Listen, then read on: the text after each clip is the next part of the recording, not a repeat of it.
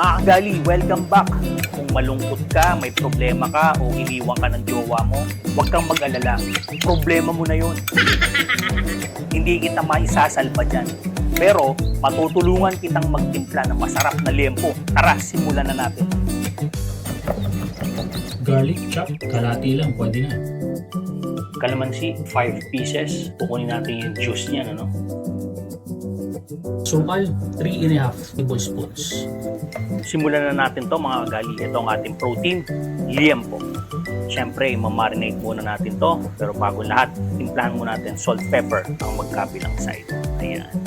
Siguraduhin lang natin na pantay at balance yung pagkakalagay ng salt and pepper. Sir! Yes, sir! Ngayon, timplahan na natin ang ating liempo. Pagkatas natin lagyan kanina ng salt and pepper, toyo, asukal, yan ang mga timpla niyan para maalat, matamis, at syempre chopped garlic. Pagdadagdag yan ng lasa, aroma, at itong ating kalamansi juice. Amoy mo. Tapos yan, lagay na rin natin itong ating ketchup. Paghalu-haluin lang natin to. Mekas na ni pinsan!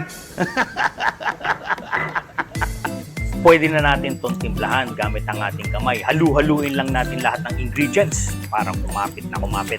Make sure na even ang pagkakatimpla para masarap ang kalabasan. Kamusta na mga Pilipinong dilawan, berde, pula, asul o rainbow?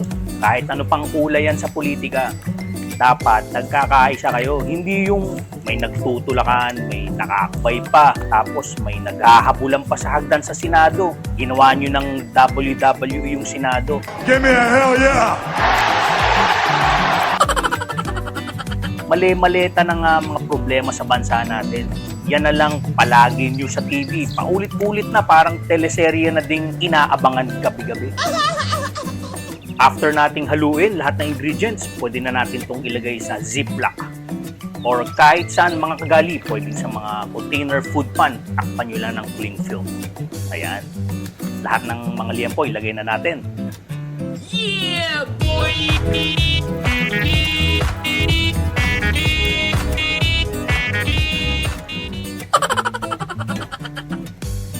Ayan na ang ating pork liempo. Nasa loob na ng ziplock. Silyadong-silyado yan. Hindi yan matatapon, no? Ngayon, i-refrigerate natin to ng 1 day to 2 days, no? Para talagang kumapit na kumapit yung lasa. Para pagluto, masarap na masarap. Lagay na natin to sa ref. Kahit po pangkain man lang, maawa po kayo sa amin.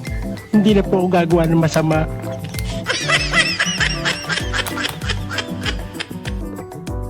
Ito na yung marinated liempo natin. Nilagay ko sa strainer para ma-drain yung liquid at gagamit tayo ng cast iron. Pero dapat to, mas masarap ang luto nito kung inihaw, no? Sa baga ng uling at sa mga kahoy. Pero dahil tag-ulan, pwede na itong cast iron. Tsaka natatakam ako mag-liempo ngayon, kaya lulutuin na natin to, no? Kahit ano pang klima ng panahon dito sa Pilipinas. Ayan, simulan na natin ang pagluto. Napakasarap niyan mga kagali. Lasan-lasa. 1 day nating binarinate yan sa ref. Wala kaming pakialam! Yan.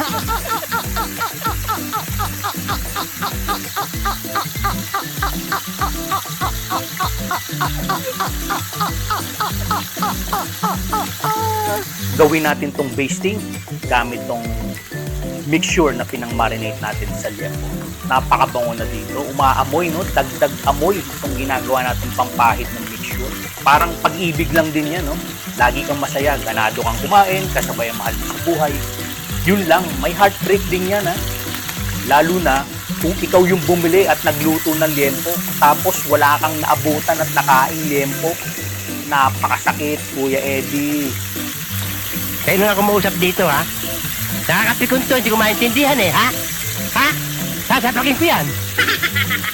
Tuloy lang natin pagluto ng ating liempo. Siya nga pala, low heat to mga kagali, para hindi masunog dahil may asukal yan.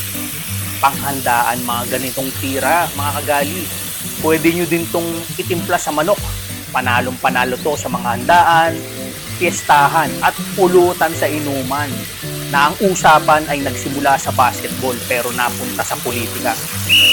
comment, like, share, subscribe, and please always hit that notification bell para hindi ka malate sa susunod na lutong may hugot. Sana all.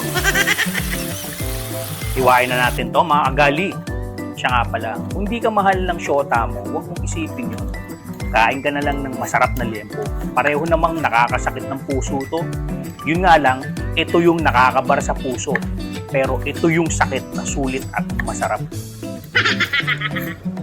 Siya nga pala, naghiwa rin ako ng kamatis at sibuyas. Dagdag natin to sa ating liempo. Ayan. Makakadagdag ng lasa to itong ating sibuyas at kamatis. Panigurado yan, mapaparami tayo ng kain dito. Kung naaamoy mo hanggang dyan sa screen, abay congratulations! Malakas ang imagination mo. Huwag manghinayang sa calories. Manghinayang ka sa liempong hindi mo nakain.